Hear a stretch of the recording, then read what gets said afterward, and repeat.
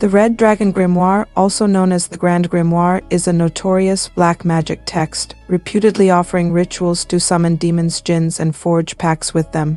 It details summoning tools, pact-making methods, and simpler spells. Influenced by older grimoires like the Key of Solomon, it blends Christian demonology with occult. Its dark allure lies in promises of wealth and power, but carries risks of spiritual and psychological harm. Widely accessible today, it remains a controversial cornerstone of Western occultism. The Red Dragon, also known as the Grand Grimoire, is a black magic grimoire reputedly written in the early 19th century, though some sources suggest earlier origins. It contains instructions for summoning demons, particularly Lucifer or Lucifer, to form a pact with the devil. The book is divided into two sections. Book 1 details summoning rituals and tools for controlling demons. Book 2 includes the Sanctum Regnum, pact-making rituals and secrets, simpler spells and rituals. The Red Dragon Grimoire or Grand Grimoire is widely available due to its historical reproduction and modern accessibility through translations and online platforms. Originally written in the 18th or 19th century, it became part of occult literature, with its rituals and instructions drawing from older texts like the Key of Solomon. Its popularity among occultists and its inclusion in public domains or commercial publications have made it accessible to anyone interested in its content. The Key of Solomon is a medieval grimoire or book of magic, attributed falsely to King Solomon. Likely written during the 14th or 15th century Italian Renaissance, it contains instructions for summoning spirits, creating talismans, and performing rituals. The text blends Judeo-Christian themes with Renaissance mysticism and includes purification rites, magical symbols like pentacles, and invocations. Despite its mythical claims of Solomonic authorship, scholars agree it was influenced by Kabbalistic, alchemical, and classical traditions rather than biblical origins. In contrast, other grimoires like the Ars Goetia and Picatrix often focus on summoning spirits or demons for specific purposes, such as wealth, power, or knowledge. While the Key of Solomon emphasizes spiritual alignment and divine guidance, grimoires like the Ars Goetia deal with controlling demons and spirits for more material or earthly ends. The Key of Solomon also requires strict rituals, including fasting and abstinence, to maintain purity, whereas other texts might be less concerned with these moral or ethical aspects. I think you're going to find it very interesting. This is a grimoire or a book of magic, and this particular one is called True Black Magic or The Secret of Secrets. So if you want to take a look, we'll go through this book and take a look. So you can see right here, it says Secret of Secrets, a manuscript found in Jerusalem from the sepulchre of Solomon. And as I go through this, let me tell you about it. So this is a manual of practical magic based on the Kabbalah and astrology. And the text states that, like I said, it was discovered in King Solomon's tomb and transcribed and translated into Hebrew. Let's find something fun here. And basically it's a variant of the Key of Solomon, and this magic book contains instructions on the making and using of magic implements and making oneself invisible, flight, exorcism, and love spells. And the second portion has to do with the pentacles, and there are 45 illustrations in here. And there is a chapter on the works of hatred and the destruction to inflict on one's enemies. And as with the Key of Solomon, magic in this book relies on the divine power and religious devotion of the user. The Red Dragon Grimoire exact authorship is unknown, but it is often attributed to a figure named Aldebaran, a legendary magician or sorcerer. However, this attribution is likely fictional or symbolic, as there is no definitive historical evidence linking Aldebaran to the creation of the text. The legend of Aldebaran is somewhat obscure, and much of what is known about this figure is rooted in myth and occult lore rather than historical fact. In various traditions, Aldebaran is often depicted as a powerful magician, sometimes associated with the occult sciences and demonic pacts. Aldebaran is often connected to the Aldebaran star, which is one of the brightest stars in the constellation of Taurus. In astrology and occultism, the star Aldebaran is sometimes linked with themes of power, authority, and even darker forces. Some sources suggest that Aldebaran's name was chosen for the Red Dragon Grimoire to invoke the associations of celestial authority, mysticism, and the ability to summon and control supernatural forces. In some esoteric traditions, Aldebaran is considered a figure who understood the hidden secrets of the universe and the occult sciences, having access to forbidden knowledge about summoning demons and making pacts with otherworldly beings. This association with the occult arts, along with his possible connection to the star Aldebaran, led to the attribution of the Red Dragon Grimoire to his name. Red Dragon Grimoire is influenced by older grimoires like the Grimorium Verum and the Ars Goetia. Despite the mysterious origins of the text, it remains a part of the broader tradition of occult and dark magic in Western esoteric practices. The Grimorium Verum, Latin for true grimoire, is a famous grimoire or book of magic, believed to have been written in the 18th century, although its origins are unclear. It is one of the darker and more notorious texts in the occult tradition, focused on summoning and commanding demons and spirits to fulfill various desires, including gaining wealth, power, and influence. The Grimorium Verum contains a variety of magical instructions, rituals, and spells, many of which involve invoking and controlling demons, as well as making pacts with these entities. The grimoire is especially noted for its inclusion of detailed instructions on the creation of talismans, the use of occult symbols, and the drawing of protective circles.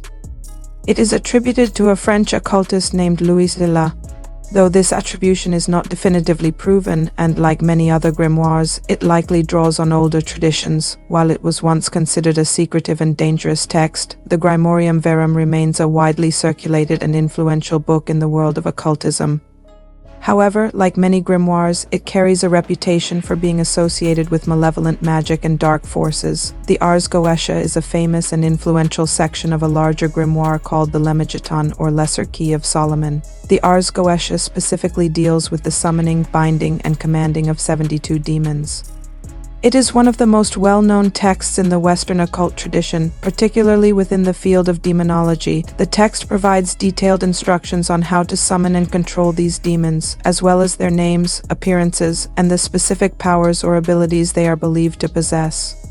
The demons described in the Ars Goetia are often associated with various aspects of human life, such as gaining wealth, knowledge, influence, or even causing harm. While the Ars Goetia has gained significant attention in occult circles, it is also considered dangerous due to its focus on invoking and commanding powerful, potentially malevolent spirits. So does it work?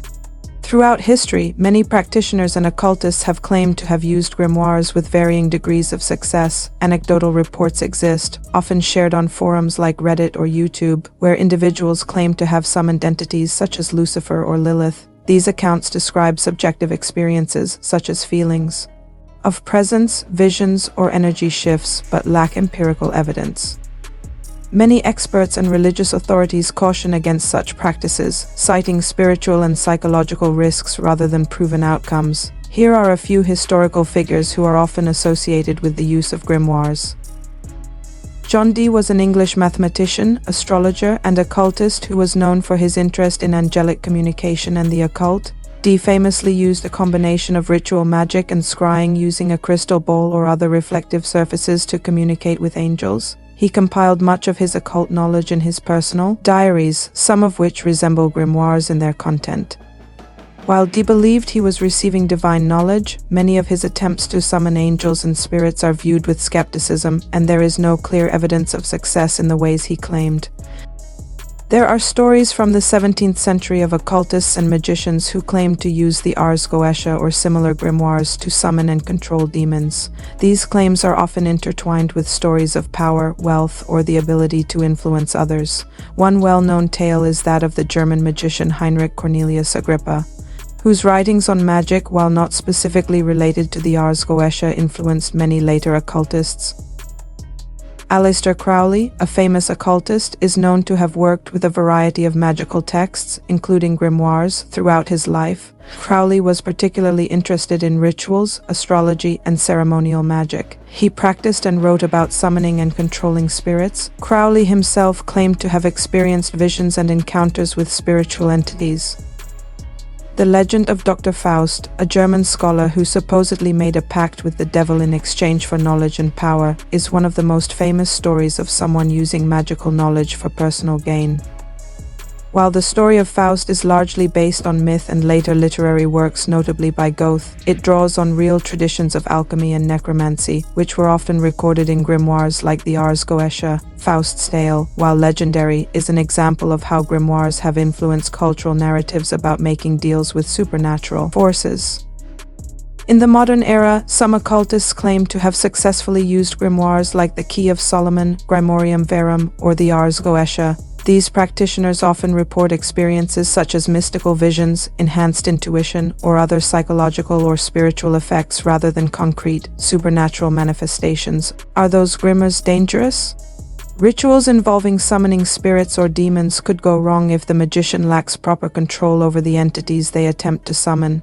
If the practitioner becomes overwhelmed by an entity or the ritual, it could result in a loss of control or unwanted consequences.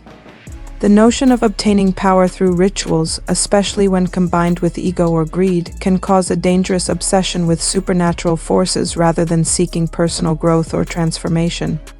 Many belief systems, especially religious ones, hold that using black magic can corrupt the practitioner's soul or spiritual essence. It is often seen as a deviation from moral or ethical principles, leading the practitioner away from divine or higher spiritual paths. Some have a strong belief in karma, where the actions of an individual lead to future consequences, whether good or bad. Practicing black magic to harm others may result in negative karmic energy that eventually comes back to the practitioner, often in the form of suffering or misfortune. Many occult traditions believe that attempting to manipulate spiritual forces for selfish or harmful purposes can result in spiritual backlash or the anger of the entities invoked. This can manifest as a loss of control over the magic, misfired spells, or harmful supernatural consequences. In some magical traditions, black magic is believed to have an effect on the physical body. This could manifest as illness, fatigue, or other health issues, which are thought to result from the practitioner's misuse of energy or contact with negative spiritual forces.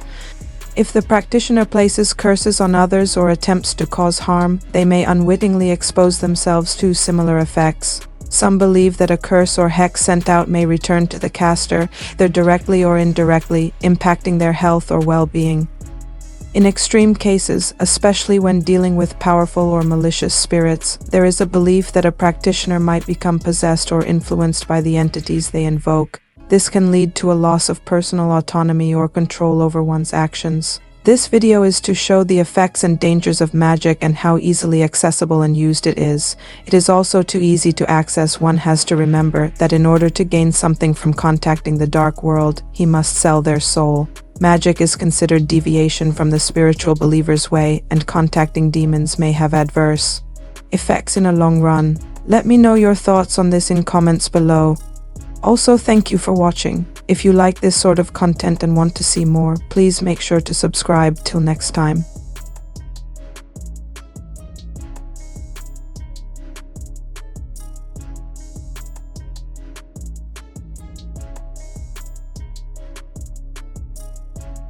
With a 225-year-old grimoire, or a book of spells.